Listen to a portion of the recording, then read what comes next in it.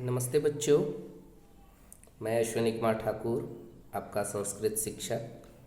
आज पुनः आप लोगों के सामने एक छोटी सी प्रेरणाप्रद कहानी लेकर आया हूँ। जैसा कि आप लोग जानते हैं कि प्रेरणादायक कहानियों का हमारे जीवन में कितना महत्व है, वो हमारे जीवन को किस प्रकार प्रभावित करती है। इससे हम ऊर्जावान होने के साथ ही बुरी परिस्थितियों से लड़ने के लिए आत्मबल भी प्राप्त करते हैं। ठीक है, तो चलिए पहले आज की कहानी स्टार्ट करते हैं, उसके बाद बाकी बातें होंगी। प्राचीन काल की बात है, एक राजा अपने दरबार में सभा लगाकर राजनीतिक चर्चा कर रहे थे। सभी अपने अपने मंतव्य दे रहे थे और मंत्री, पंडित, दीवान सभी अपने अपने जगह पर शोभायमान थे। तो उसी क्रम में एक व्यापारी वह उनके दरबार में प्रवेश किया। आने के साथ ही उसने महाराज से निवेदन किया कि महाराज, मेरे पास दो वस्तुएं हैं, दोनों एक समान दिखने में हैं, लेकिन दोनों वस्तुओं की वास्तविकता को, दोनों के अंतर को अगर यदि आप लोगों के दरबार में किसी ने बता दिया तो मैं वह कीमती पदार्थ आपके राजकोष में छोड़ दूंगा। अगर उन दोनों के अंतर को कोई नहीं बता सका तो उस वस्तु के मूल्य के बराबर मुझे मुद्राएं इनाम में दी जाए। तो राजा ने सहर्ष स्वीकार कर लिया। तो राजा ने सबसे पहले कहा कि वस्तु क्या है, दिखाइए। तो उसमें से दो वस्तुएं निकली जो कि हीरे के टुकड़े के समान थी। दोनों हीरा का टुकड़ा प्रतीत हो रहा था और दोनों में एक लेश मात्र भी अंतर नहीं था। दोनों एक तरह दिखने में, एक जैसी चमक, एक जैसा स्वरूप, एक जैसी आकृति, ताकि कोई भी उसे अंतर स्पष्ट करने में सक्षम न हो सके। तो बारी बारी से सभी ने उस पर अपना मंतव्य दिया, लेकिन अंतर विभेद करने में कि कौन सा असली हीरा है और कौन सा कांच का टुकड़ा है, ये विभेद करना किसी से संभव नहीं हुआ। तो राजा ने हार स्वीकार कर लिया। लेकिन बात यहाँ हार स्वीकार करने की नहीं थी, बात विद्वता की होने लगी। आखिर क्या है परिस्थिति जो कि दोनों का अंतर नहीं पकड़ पा रहे हैं। तब उसी दरबार में से एक अंधा व्यक्ति जो कि उसी दरबारी के पद पर था, वो वहाँ पर मौजूद था। तो वह सामने आया। उसने कहा, महाराज, मैं इन दोनों के अंतर को बता सकता हूँ, लेकिन मेरे लिए एक व्यवस्था करनी होगी कि अंदर मुझे ठंड लग रही है, इस सभा को बाहर धूप में स्थापित किया जाए। तो राजा ने सहर्ष कहा कि ठीक है, चलो दरबार बाहर लगाते हैं। तो बाहर दरबार सज गया पूरी तरह से।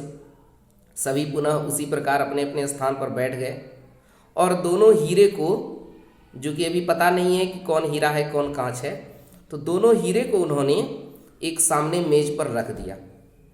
थोड़ी देर के बाद वह अंधा व्यक्ति आया और उसने दोनों हीरे को बारी बारी से स्पर्श किया और सही हीरे का टुकड़ा वो महाराज के हाथ में रख दिया और कहा कि महाराज, यही वास्तविक हीरा है और वहाँ जो मेज पर रखा है वो कांच का टुकड़ा है।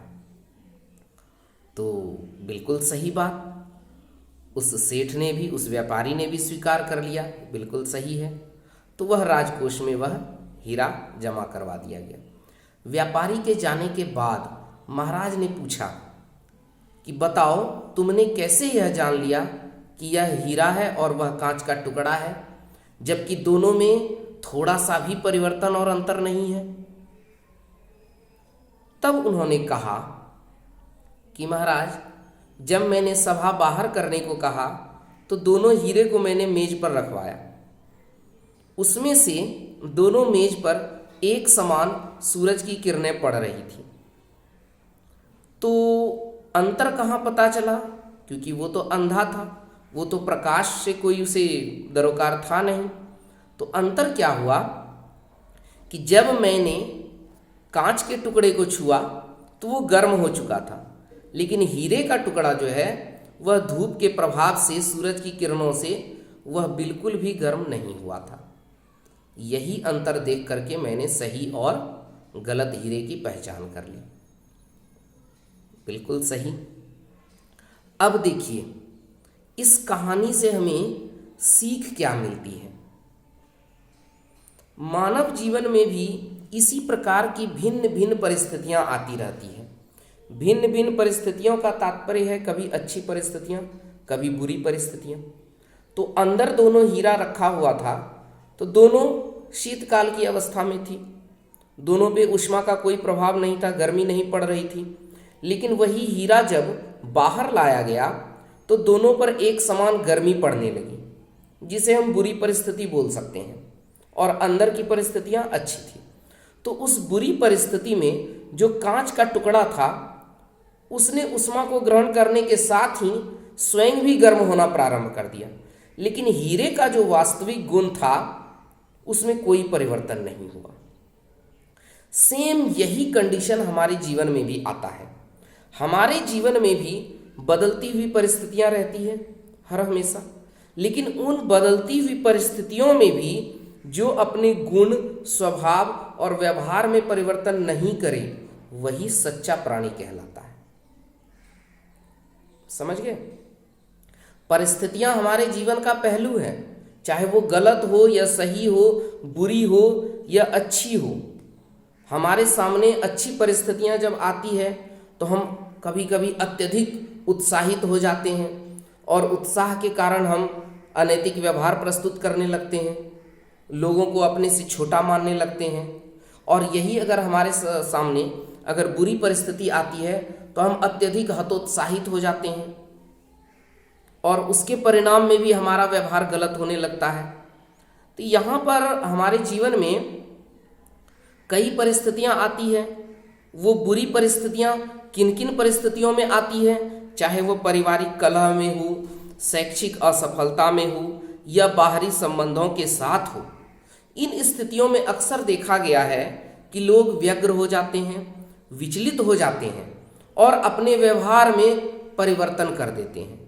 लेकिन वही बुरी परिस्थितियां जब बदलती है तो उन्हें उस विषय का पश्चाताप होता है जो उन्होंने बुरी परिस्थितियों में दूसरों के साथ बुरे व्यवहार की तरह प्रस्तुत किया था।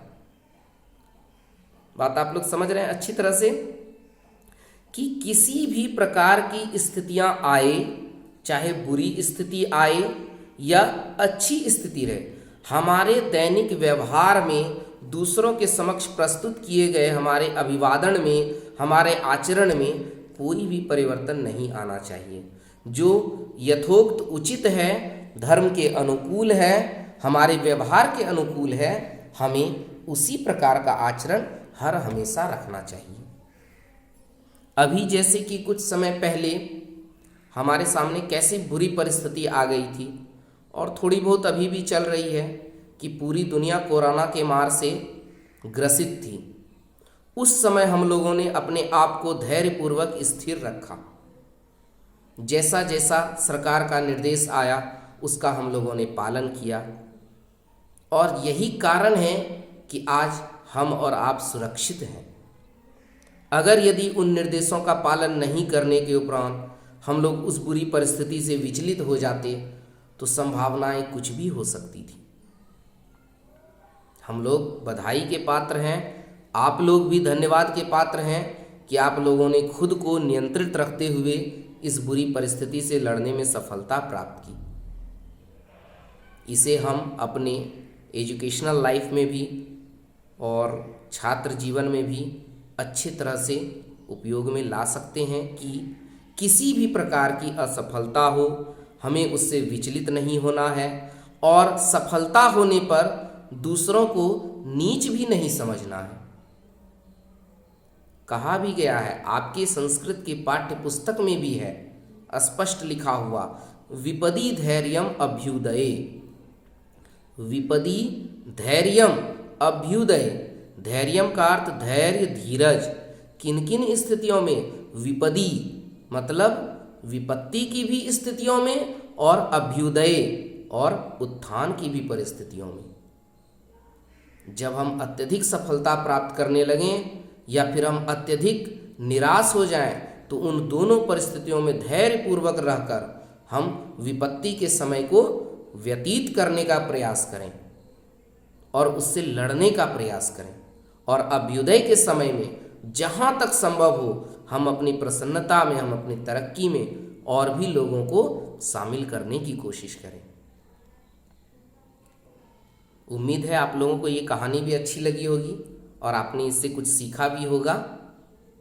धन्यवाद। आगे पुनः कहानी लेकर मैं फिर से प्रस्तुत होऊंगा। सभी को धन्यवाद।